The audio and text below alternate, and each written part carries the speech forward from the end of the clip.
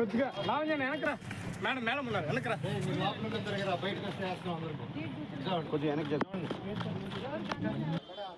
గంటపాటు ఆయన గడిపాడు. తర్వాత జల్లికట్టు పూర్తిగా అడ్డుకున్నారు. ఆ తర్వాత ఏదైతే ఇంజనీరింగ్ కళాశాల ఆవరణంలోనే వారు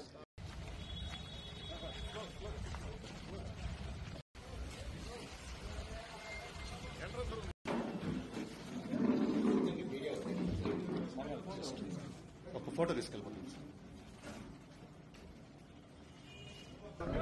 సార్. సిఐ గారు, ఎస్ఐ గారు వాళ్ళ ఆధ్వర్యంలో వాళ్ళ ప్రొటెక్షన్తో నేను లోపలికి వెళ్ళి మా తాత నాన్నమ్మల సమాధికి దండం పెట్టుకొని, మా అన్న ప్రసాద్ మంచు సమాధికి దండం పెట్టుకొని కొంచెంసేపు కూర్చొని మనసులో ఉండేది మనసులో వాళ్ళని ప్రార్థించుకొని, ఇవన్నీ ఎందుకు జరుగుతున్నాయో తెలియట్లేదు, ఆ సాయిబాబా మీద ఒట్టుగా జరగకూడదు, దీనికి ఎందుకని నాకు పరిష్కారం తెలిస్తే బాగుంటుంది అని తెలుసుకుంటాను. తెలుసుకునేంత వరకు ఆగను ఎందుకు ఇదంతా అనేది. అండ్ జస్ట్ ఒక స్టూడెంట్స్ కోసం అండ్ ఇక్కడున్న లోకల్ ప్రజల కోసం ఈ ప్రైవేట్ హాస్టల్స్ మీద జరిగే అన్యాయాలు వీటిని నేను క్వశ్చన్ చేశాను, మెసేజ్ చేశాను. దానికి ఈరోజు నన్ను హైదరాబాద్ ఇంట్లో రానియకుండా ప్రయత్నించడం నా పిల్లలు ఉండగా, అలాగే మా అమ్మగారి బర్త్డే రోజున వచ్చి ఆ చక్కెర పోయడం, మళ్ళీ నేను ఊర్లో ఆలగడ్డకి వెళ్ళిన వెంటనే మా అమ్మని బ్రెయిన్ వాష్ చేసి ఇక్కడ సైన్ పెట్టమని, ఆవిడకి ఏం తెలుస్తుంది, సైన్ టైప్ చేసుకుని సైన్ చేయమంటే చేస్తారు ఆవిడ పాపం.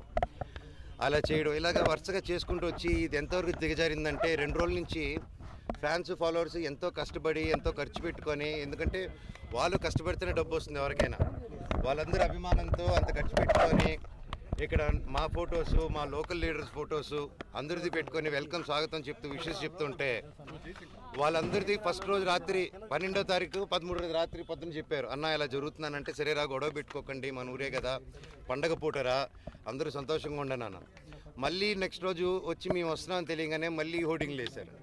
మళ్ళీ ఈరోజు పొద్దున ఒక ట్రాక్టర్ పెట్టుకొని నాకు వీడియోలు చూపించారు, షాక్ అయ్యా నేను. ఒక ట్రస్ట్ ట్రాక్టర్ వెళ్తుంది, దాంట్లో 40 మంది వాళ్ళు ఢిల్లీ నుంచో తీసుకొచ్చినారు, ఒక్కొక్కడు ఉన్నాడు అలాగా. కాకపోతే చూడంగానే భలే పెరుగుతున్నారు.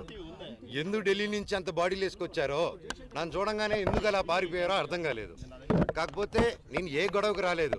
ఆ రోడ్ల మీద చూస్తే మీరు పోలీసు లాఠీల్ని రౌడీలు పట్టుకొని తిరుగుతున్నారు. కోర్టు ఆర్డర్ వచ్చింది బౌన్సర్స్ ఉండకూడదని చెప్పి.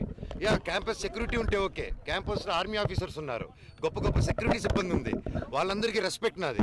కాకపోతే వీళ్ళెవరో బయట నుంచి రౌడీలు తీసుకొచ్చేసి కేవలం నేను సిఐ గారి మాట, ఎస్ఐ గారి మాట, డిఎస్పీ గారి మాట, పోలీస్ సిబ్బంది మాట వినే నేను ఈరోజు వెనక తిరిగి వెళ్తున్నాను మర్యాదతో.